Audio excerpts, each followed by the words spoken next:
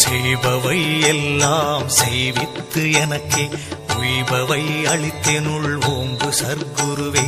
உம்பவை எல்லாம் உண்ணுவித்து என்னுள் பண்பினில் விளங்கும் பரம சர்க்குருவே சாகா கல்வியின் தரமெல்லாம் கற்பித்து ஏகாக்கர பொருள் இந்த சர்க்குருவே